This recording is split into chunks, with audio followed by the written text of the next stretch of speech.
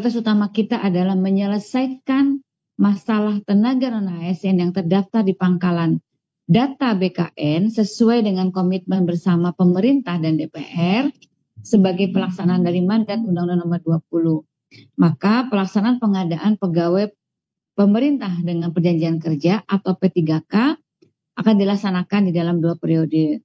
Proses pendaftaran akan dilaksanakan tahun 2024 untuk memberikan kesempatan seluas-luasnya bagi tenaga non-ASN, khususnya yang terdaftar dalam pangkalan data BKN, agar dapat mengikuti seleksi baik pada periode pertama maupun periode kedua. Namun dalam pelaksanaannya kita menghadapi tantangan seperti ketidaksesuaian usulan formasi dengan database BKN. Dan ini mohon menjadi perhatian Bapak dan Ibu Kementerian dan Lembaga karena ada ketidaksesuaian usulan formasi yang Bapak Ibu sampaikan dengan data yang Bapak Ibu sampaikan juga ke dalam database BKN.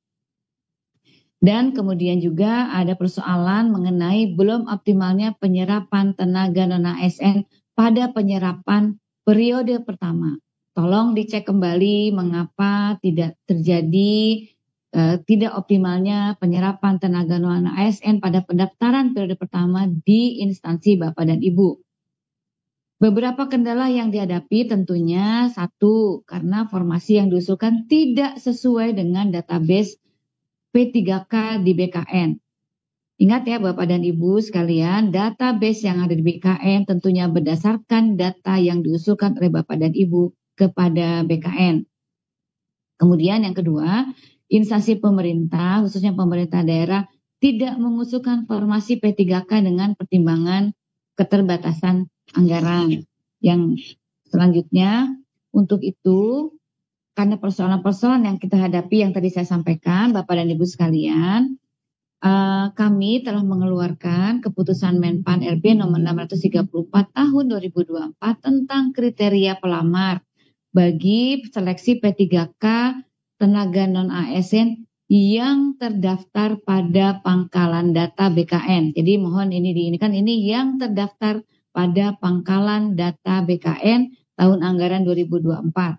Kriteria itu mencakup tenaga non-ASN, pertama yang tidak memenuhi syarat pada seleksi administrasi P3K pada tahap pertama. Jadi ini hanya untuk kepada tenaga non-ASN yang terdaftar pada pangkalan data BKN, tapi kemarin waktu pendaftaran tidak memenuhi syarat pada seleksi administrasi pengadaan P3K pada tahap pertama. Kedua, ini bagi tenaga non-ASN yang lagi-lagi terdaftar pada pangkalan data BKN, tapi tidak memenuhi syarat pada seleksi administrasi pengadaan CPNS. Karena ada beberapa tenaga non-ASN mendaftar CPNS, tapi kemudian dia tidak bisa masuk lagi ke data P3K, maka dengan adanya keputusan Menpan ini bagi tenaga non-ASN yang terdaftar di dalam data pangkalan BKN yang kemarin daftar ke CPNS, maka diperbolehkan untuk mendaftar kepada P3K gitu ya, meskipun dia kemarin tidak lulus di CPNS. Jadi bisa mendaftar sekarang di P3K. Kemudian yang ketiga adalah ini bagi tenaga non-ASN yang terdata lagi di dalam pangkalan data BKN yang belum melamar pada seleksi pengadaan ASN. Nah, untuk itu kepada instansi pemerintah saya juga sudah mengeluarkan surat nomor B5993 tanggal 12 Desember tentang hal penganggaran gaji bagi tenaga non-ASN yang ditujukan kepada PPK pusat dan pemerintah daerah, yang intinya agar PPK instansi tetap menganggarkan gaji bagi pegawai non-ASN yang sedang mengikuti proses seleksi hingga diangkat menjadi ASN.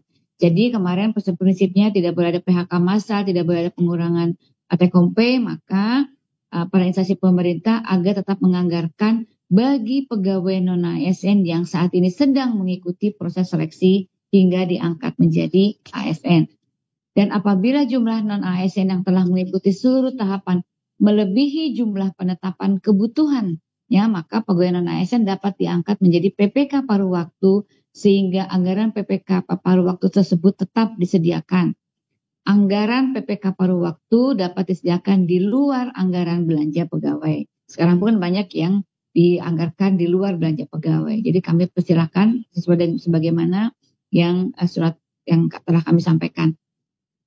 Untuk itu Bapak dan Ibu sekalian, saya minta kepada PLT Kepala BKN dan jajaran untuk dapat mengimplementasikan kebijakan tersebut dengan melakukan sosialisasi bersama dan mengedukasi kepada seluruh kementerian, lembaga, dan daerah dan kepala kantor regional BKN seluruh Indonesia, serta memastikan aplikasi SSCASN dapat memberikan kemudahan di dalam pendaftaran peserta bagi pegawai non-ASN dan mengoptimalkan kelulusan dan pengangkatan bagi mereka yang telah mendaftar di ASN. Mereka yang saya maksud adalah yang terdaftar di dalam pangkalan data BKN. Kemudian para PPK, instansi pusat dan daerah termasuk para pengelola kepegawaian untuk tetap menyiapkan anggaran bagi pegawai non-ASN baik yang lulus melalui PPK penuh waktu maupun penuh waktu maupun karena keterbatasan anggaran menjadi pegawai ASN yang PPK paruh waktu. Saya mengharapkan bahwa PPK para pembina kepegawaian mengoptimalkan pendaftaran dan mendorong pegawai ASN yang ada di lingkungan instansi masing-masing, khususnya yang terdaftar di dalam pangkalan data BKN, untuk mengikuti seleksi serta memberikan bimbingan yang jelas mengenai tahapan dan mekanisme serta afirmasi dari pemerintah.